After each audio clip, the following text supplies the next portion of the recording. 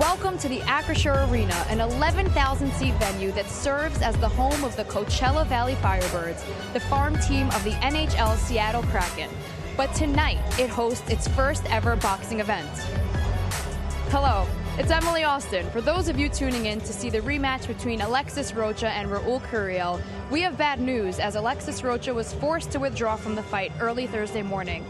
With more on that, let's bring in the guys who will call the fight tonight. Chris Mannix, Sergio Mora, and Todd Grisham.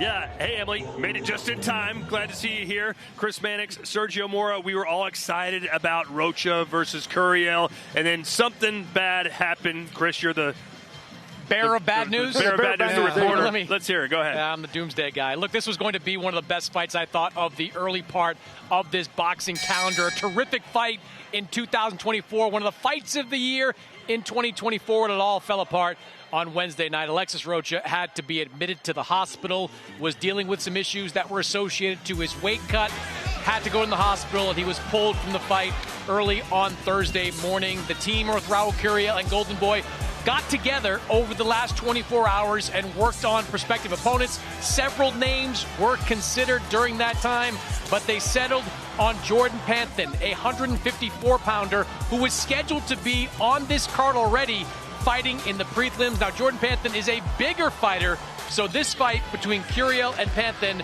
will take place at a 158-pound catchweight. A total of 5 fights headed your way here from the desert. And that right off the top, Raul Curiel and Jordan Panthen. That's the main event, and it will take place in the middleweight, catchweight, 158 pounds. Not even able to drink a beer. He's 19 years old, 5'10". He'll be 2 inches taller than Espino, who's 35 years old, almost double the age of his opponent here tonight. Okay, gentlemen, real quick, coaches, boxers, we're going to the gold here up. Black up is going to be good here. You got my instructions in the back, gentlemen. Protect yourselves at all times. Listen to my commands. Touch them up. Back to your corner, gentlemen. Spar, learn, and... Yeah, and he started doing it when he was 12, he said. He was in there with professionals. Sergio, do you remember the first time you got in there with some real pros and sparred? Yeah, I do. I was 16 years old, and I got in the ring with Terry Norris. Nice left, and that sends Espino down.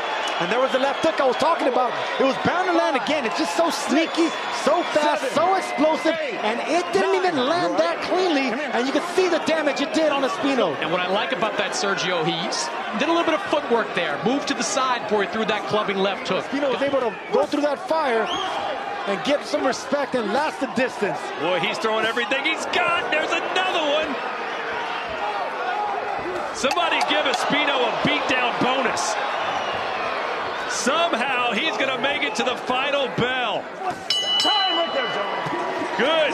And still undefeated from Indio, California, Peyton Griffiths. Here's our tale of the tape for the super lightweight showdown. Ruslan Abdullayev, 23 years old, 5'8", with a 65.5-inch reach. Gentlemen, you know the rules in the dressing room. Both of you guys know what I expect out of you. A good, clean, tough fight. This is for the WBA Continental title. Let's touch them up, and let's go to work. And now it's Abreu coming on the front foot. He wants to make the fight. He wants to exchange with Abdullayev. But Abdullayev needs to be smart here. Get off the rope. What a right hand, and down goes Abreu. That was all accuracy on an overconfident, over-aggressive Abreu. Hey, you okay? Come to me. I love what I'm watching. Oh, what a shot there. Abreu down for a second time. They should stop this fight. There's no more fight left in Abreu. No more legs. The 37-year-old legs are out. Come here. Come here. You want to continue? Let's go, he said. Let's go. All right, you got to give credit for the heart and the courage of Abreu, but he might be too brave for his own good as Abdullayev is teeing off.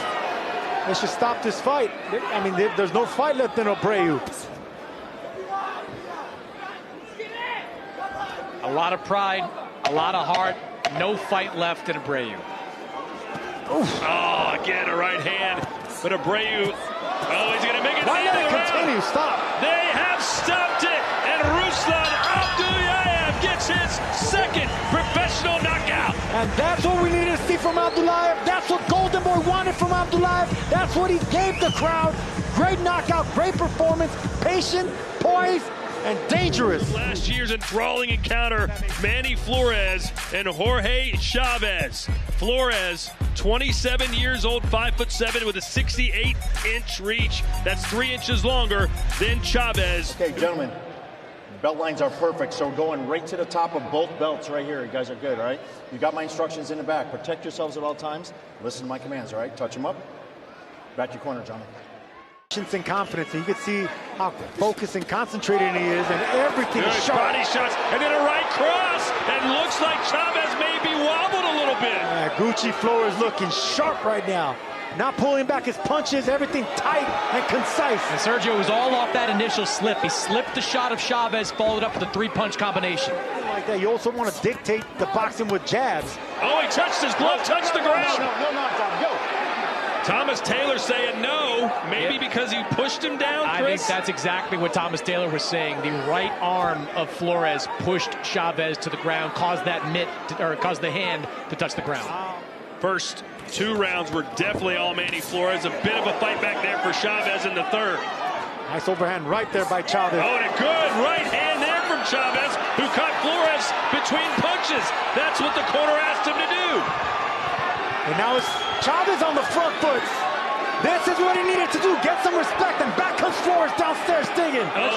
Those body shots were brutal. It froze Chavez in his tracks, and now Flores on the front foot. You know, this is the old Jorge Chavez. This is the Chavez that Flores expected to fight the first time around, to rumble with him in the middle of the ring. Using the entire ring and staying off the ropes. If Chavez can continue doing this, Flores is going to have a long night.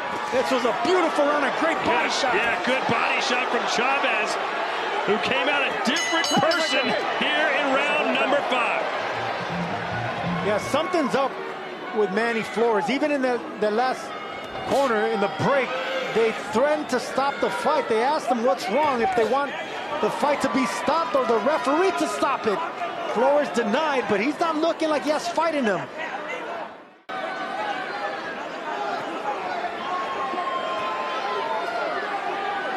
"45 seconds left. There you go. Stop. No punch. Let him go.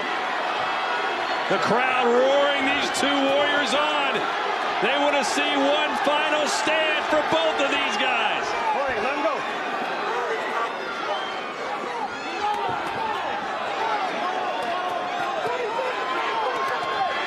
Look at that, just stepping back just enough for Flores to miss and make him pay. Is Chavez.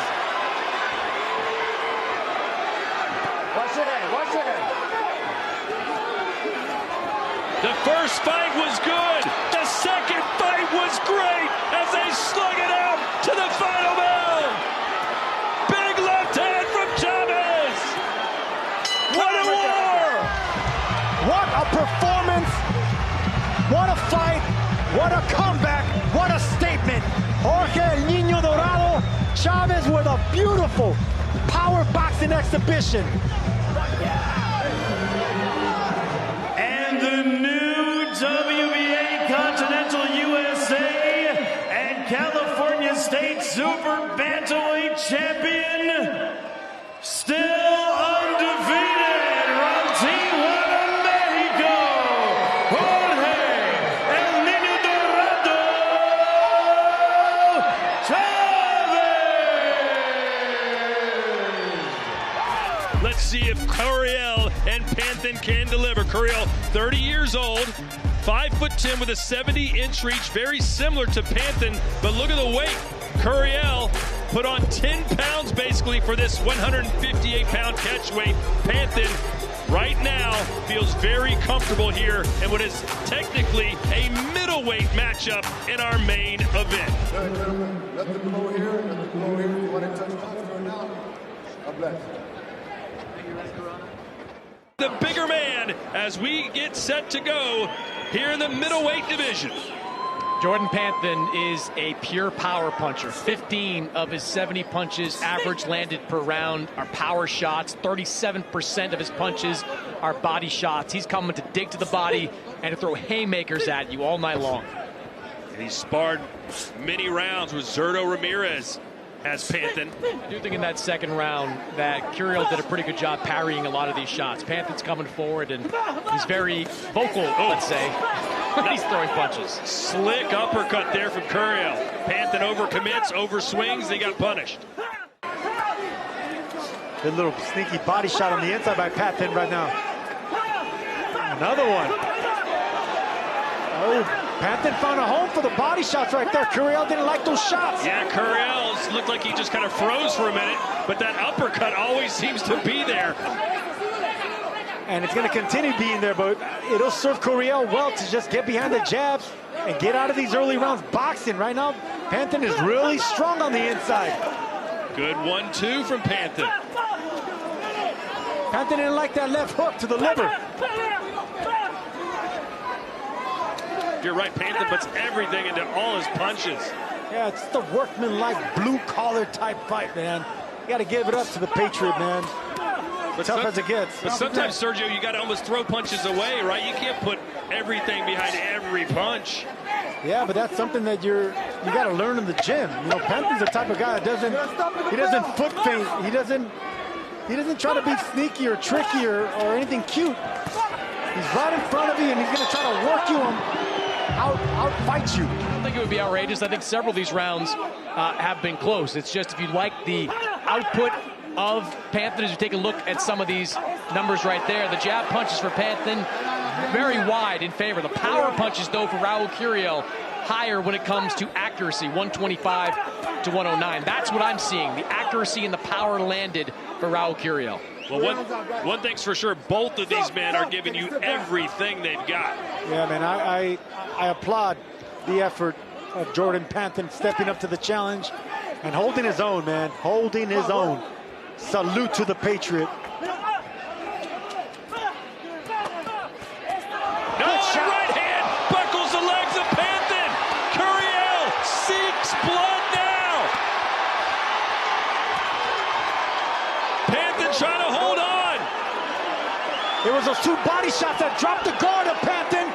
I would like to see Curiel go back downstairs to get the shots upstairs. Another body shot from Curiel. Anytime Panthen stops throwing punches, Curiel makes him pay.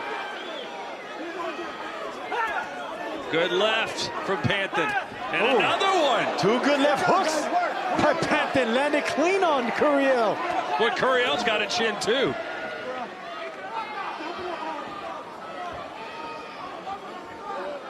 "40 seconds left here in the last round. A brilliant performance by Curiel, especially late in this fight. Especially with that right hand. Alternating it from straight to hooks to uppercuts. Nice left there from Panthen. His punches, though, just don't do the same damage that Curiel's do. Yeah, Panthen very short with his punches, whereas Curiel gets full extension on all of them.